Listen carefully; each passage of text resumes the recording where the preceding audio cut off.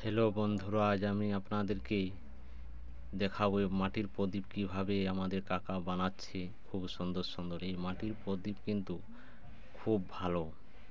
পিতলের প্রদীপ থেকে অনেক গুণ ভালো এই মাটির প্রদীপ। পিতলের প্রদীপ দিয়ে আপনারা আরতি করবেন, দেখবে হাতে ছেঁকা লেগে যাবে, হাত পুড়ে যাবে।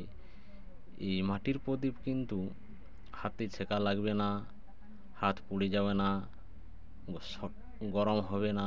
এতে আপনারা হাতের মাঝ তালু দিয়ে আপনারা আরতি করতে পারবেন, আরাধনা করতে পারবেন। কিন্তু পিতলের প্রদীপ কিন্তু এরকম সিস্টেমের আপনারা পারবেন না।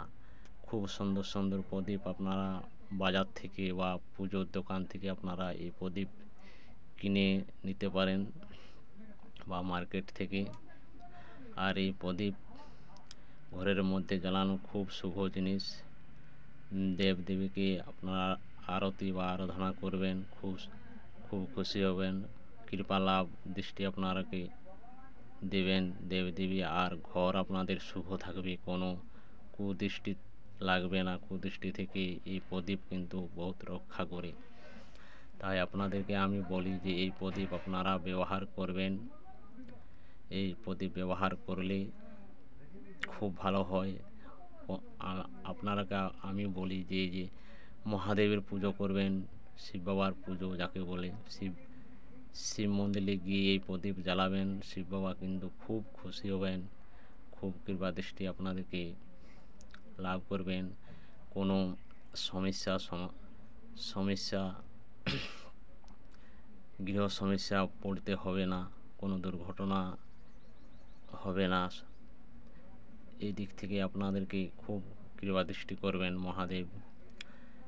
হনুমানজির পুজো করবেন এই প্রদীপ দিয়ে, মাটির প্রদীপ দিয়ে। যদি আপনারা হনুমান চালিসা বা পুজো করেন তাহলে খুব ভালো হন প্রদীপ জ্বালিয়ে। কোনো বিপদ আপদ থেকে আপনাকে রক্ষা করবেন বাবা হনুমানজি। গণেশের পুজো করতে পারেন এই প্রদীপ। কিন্তু মাটির প্রদীপ দিয়ে আপনারা যদি গণেশ পুজো করেন খুব ভালো হয়, আরতি করেন বা আরাধনা করেন খুব ভালো হয়। কৃষ্ণ পূজা আপনারা করতে পারেন। এই প্রদীপ কিন্তু খুব ভালো প্রদীপ। এই মাটির প্রদীপ দিয়ে আপনারা যদি প্রতিদিন শ্রীকৃষ্ণ রাধিকার পুজো যদি করেন বা আরতি করেন, তাহলে আপনাদের বাড়িতে কোনো কুদৃষ্টি প্রভাব প্রবেশ করবে না, করতে দেবে না। এর ফলে পজিটিভ শক্তি বা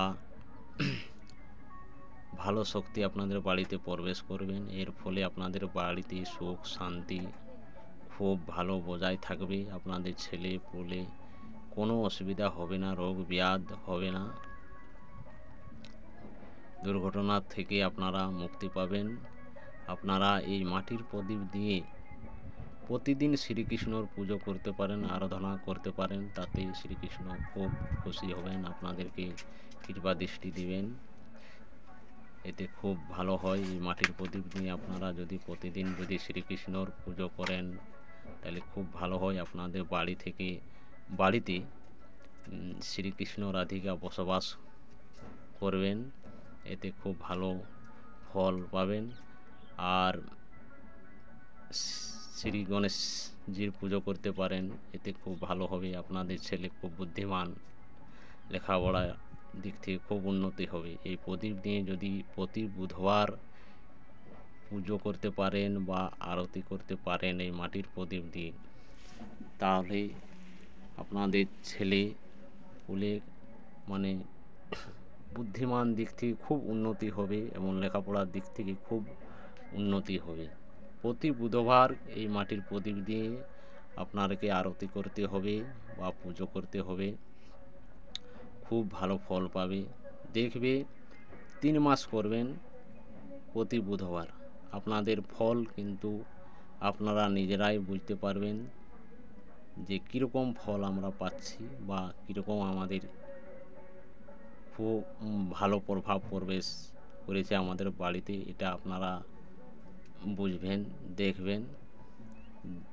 এই পুজো করার ফলে দেখবে শ্রী গণেশজির পুজো করবেন, শ্রীকৃষ্ণ পুজো করবেন, তাতে আপনারা খুব ভালো থাকবেন।